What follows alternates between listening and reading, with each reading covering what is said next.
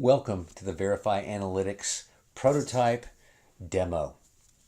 So here you can see on our website, you have initially the 7-year plan level Veriphy ratio. The 16.1 indicates that the plan has value added. The target date funds, just to break this down a little bit, the target date funds had a value added of 1.4 and the core funds 33.3. So let's look at the relative risk and relative return chart. Here you can see that the relative return of the core funds was 31.41 and the relative risk was negative 1.86. Overall, the relative return of the plan versus its custom benchmark was 15.3, and the relative risk was a negative 0.77. For the target date funds, the relative return was a positive 1.55, and the relative risk was 0.16, so it had slightly higher risk than its benchmark. To understand this better, if the benchmark return was 10% over those 7 years, then the return of the plan would have been 15.3% higher, or 11.53%. And then we have over here, on the right-hand side, the ranking of the plan's Veriphy ratio versus a universe. So 16.1 compares to the top fifth percentile of 19.9 and the bottom 95th percentile of negative 33.17. So this is the first section of the report.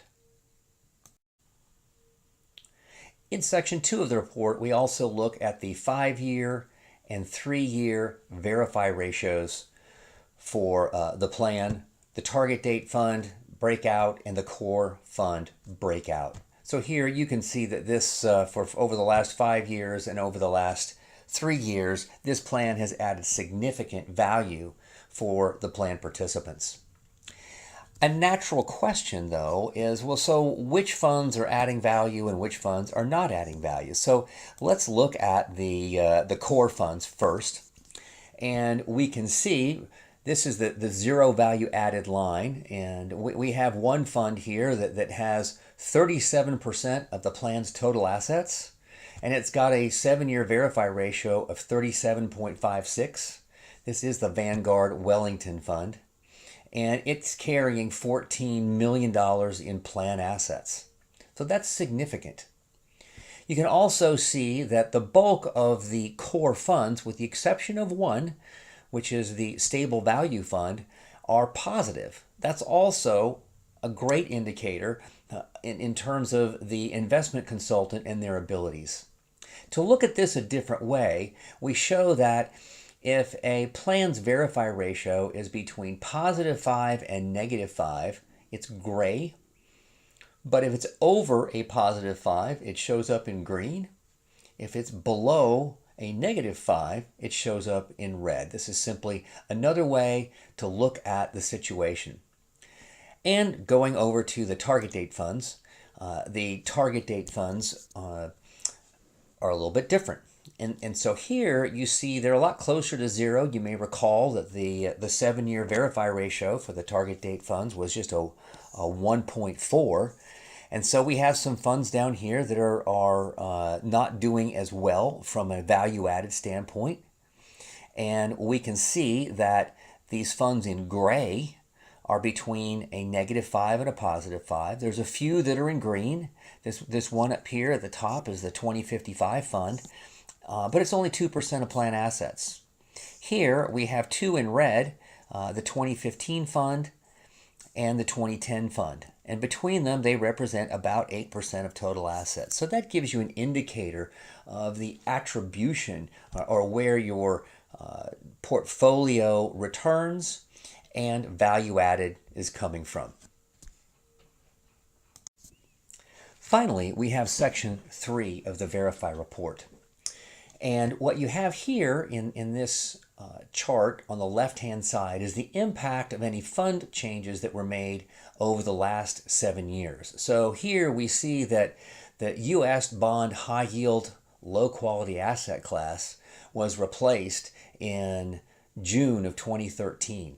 But there's really no difference between the old fund and the new fund.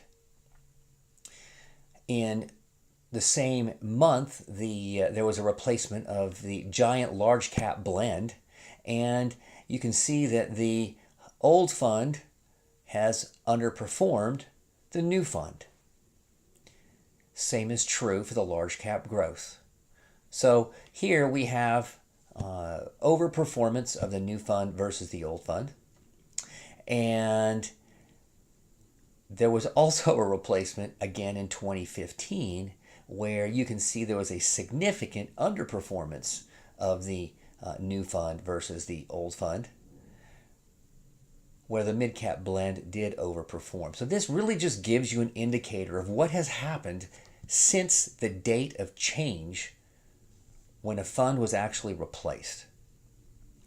Over here, this is a very important chart. So this chart actually tells you the total value added over time. So let's say that our investment advisor took over in January of 2010, right here. And so we want to determine how much value they've actually added since they took over.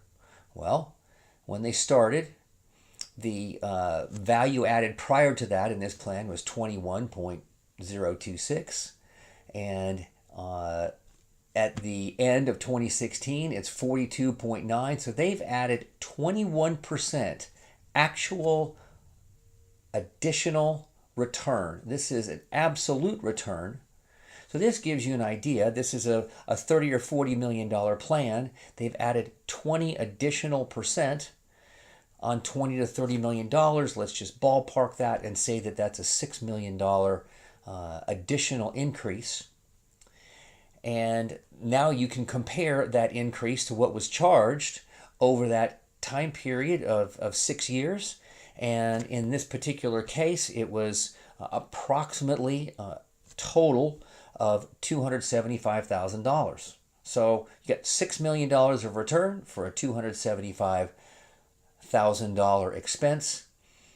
I'd say that that's reasonable. And that's one way that you can use this tool to determine the reasonableness of fees. Thanks for listening, and I look forward to talking to you soon.